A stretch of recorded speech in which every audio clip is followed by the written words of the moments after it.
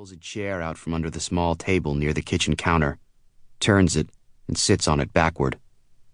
His black boots are caked with light brown mud, and the laces are knotted and fraying at the ends. He might be the oldest Dauntless I've ever seen, but he may as well be made of steel.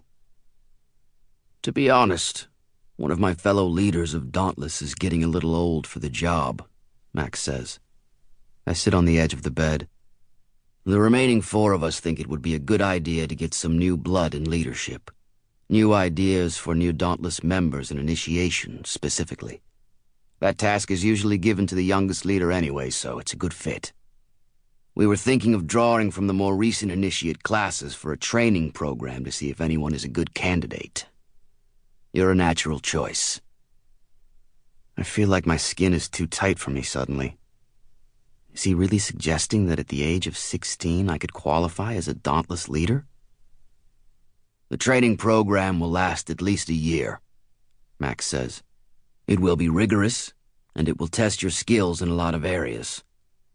We both know you'll do just fine in the fear landscape portion. I nod without thinking. He must not mind my self-assuredness because he smiles a little. You won't need to go to the job selection meeting later today, Max says. Training will start very soon. Tomorrow morning, in fact. Wait, I say, a thought breaking through the muddle in my mind. I don't have a choice? Of course you have a choice. He looks puzzled. I just assumed someone like you would rather train to be a leader than spend all day standing around a fence with a gun on his shoulder, or lecturing initiates about good fighting technique. But if I was wrong... I don't know why I'm hesitating. I don't want to spend my days guarding the fence or patrolling the city or even pacing the training room floor. I may have an aptitude for fighting, but that doesn't mean I want to do it all day, every day.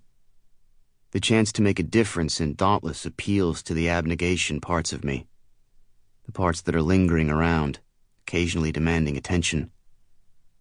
I think I just don't like when I'm not given a choice. I shake my head. No, you weren't wrong. I clear my throat and try to sound stronger, more determined. I want to do it.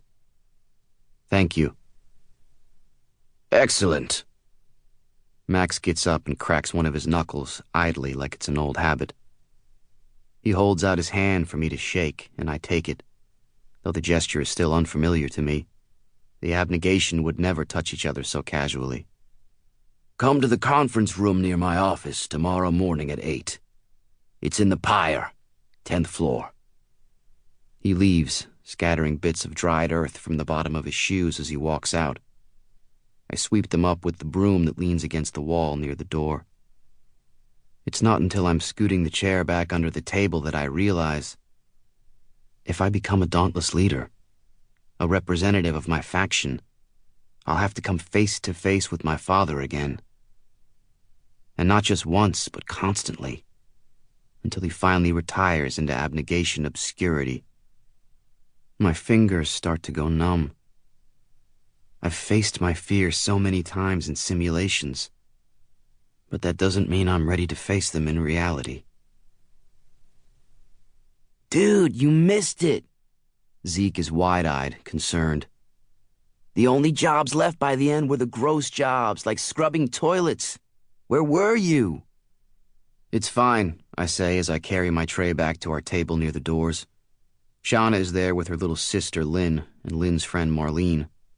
When I first saw them there, I wanted to turn around and leave immediately. Marlene is too cheerful for me even on a good day. But Zeke had already seen me, so it was too late.